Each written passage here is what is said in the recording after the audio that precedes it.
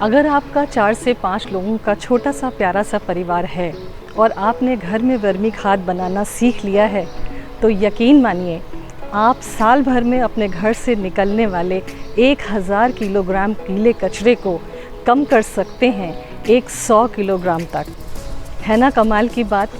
वैसे तो वर्मी खाद का ज़्यादा प्रयोग हमारे किसान भाई करते हैं, पर शहरों में भी इसका प्रयोग बखूबी किया जा सकता है। नमस्कार, मैं हूं आरती जनार्दन और आज आप सबके समक्ष उपस्थित हूं अर्बन एरियाज़ में वर्मी कंपोस्टिंग को प्रमोट करने के लिए। मैं चाहती हूं कि वर्मी कंपोस्टिंग अर्बन एरियाज़ में हर घर में किया जाए। अगर हम ऐसा कर पाते हैं तो हमारे डंपिंग यार्ड्स अपने आप उनकी ऊंचाई 70% तक कम हो जाएगी। आज की वीडियो में हम देखेंगे वर्मी खाद और गोबर खाद में क्या है फ़र्क, पॉलीथीन में गीला कचरा फेंकना कैसे है घातक पर्यावरण और बेजुबान जानवरों के लिए। मिलेंगे पुष्पा से जो अपने घर में वर्मी खाद बना रही हैं। शहरों में कहाँ उपयोग में लाएं वर्मी खाद। आज बहुत सारे लोग घर में या खेतों पर गोबर, गीले कचरे आदि से कंपोस्ट खाद बना रहे हैं, परंतु केंचुए द्वारा बनाई गई वर्मी खाद और साधारण कंपोस्ट खाद या गोबर खाद में बहुत अंतर होता है। आइए समझते हैं उस अंतर को। स्क्रीन पर आप देख सकते हैं केंचुआ खाद में नाइट्रोजन 2.5% से 3% तक होती है। वहीं किसी भी अन्य गोबर खाद एवं कंपोस्ट खाद में नाइट्रोजन की मात्रा कम होती है, 0.5% से लेकर 1.5% तक। इसी तरह से फास्फोरस की मात्रा वर्मी खाद में 1.5% से 2% तक होती है और इससे कहीं कम अन्य खाद में 0.5% से 0.9% तक ही फास्फोरस मौजूद होता है।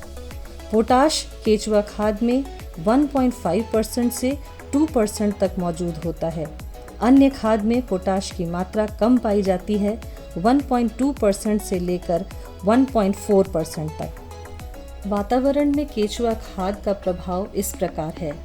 सही तरह के बैक्टीरिया उत्पन्न हो जाने के कारण केंचुआ खाद बनाते समय उसमें किसी तरह की बदबू नहीं आती, जिससे वातावरण शुद्ध रहता है।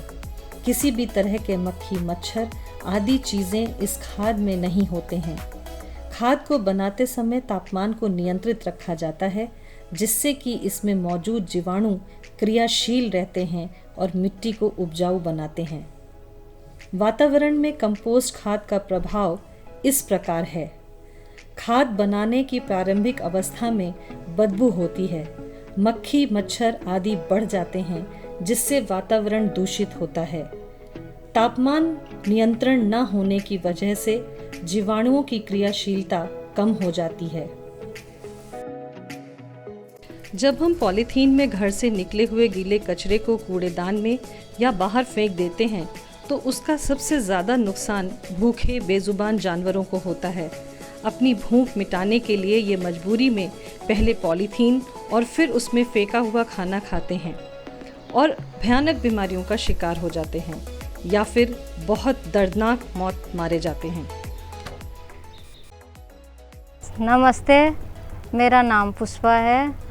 मैं पास की मल्टियों में काम करती हूँ और घर खर्च में हाथ बटाती हूँ और मतलब आरती दीदी से वर्मी खाद बनाना सीखा।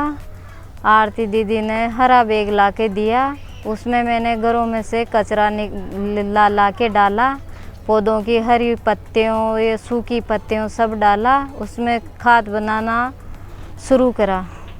और मेरे घर में 2 गाय है, उसका गोबर पहले इस्तेमाल नहीं होते थे, अब इस्तेमाल होते थे, मतलब उसमें डालती हूँ, उसमें काम आ जाता है।